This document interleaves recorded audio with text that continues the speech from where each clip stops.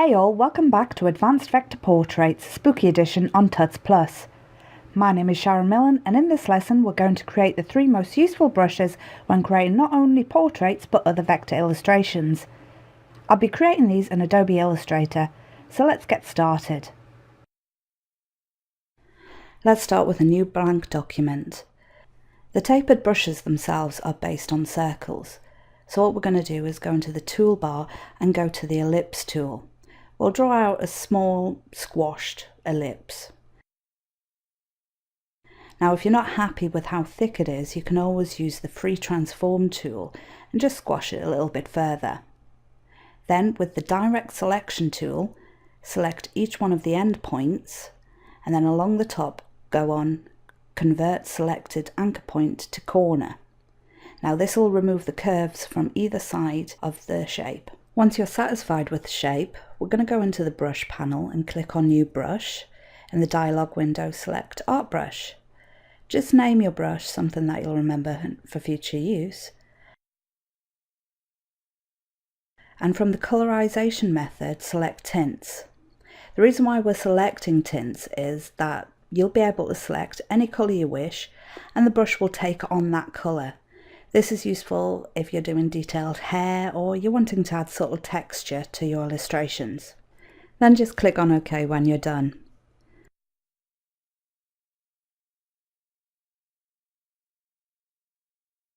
I usually use the paintbrush tool to use my art brushes, and as you can see with this used, I can easily draw tapered lines.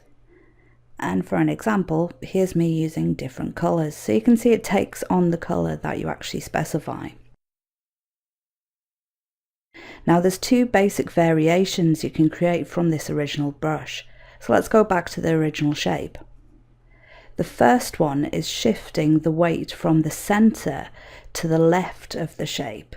So just select those 2 centre points from the top and the bottom with the direct selection tool. And with your arrow keys on your keyboard, shift them along to the left. When you're done, go through the usual process of creating a new art brush. Remember to select the colorization method as Tints.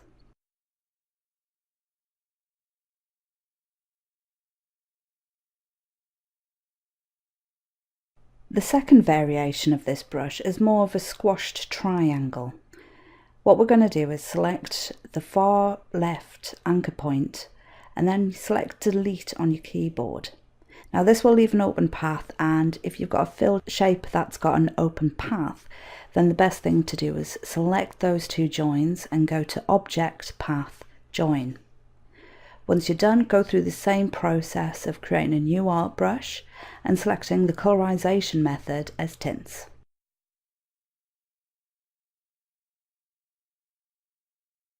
And that's your 3 tapered brushes created.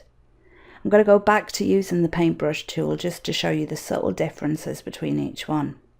Now the original tapered brush is great for creating detailed hair and subtle line art. The other is perhaps more useful for creating eyebrow hair, for eyelashes. And for the triangle based tapered brush, this is great for line art and sometimes for adding texture, but we'll see further along down the line in the project. So now that we've finished the brushes, let's go ahead and save them for future use. And I'm going to go into the brushes panel, click into the drop down menu and select Save Brushes as Library. This should automatically open within where your preset brushes are, so just simply name the file something you'll remember for later use. Next time on Advanced Vector Portraits Spooky Edition, I'm going to start our first project of creating a zombie child from a stock image. Thanks for listening.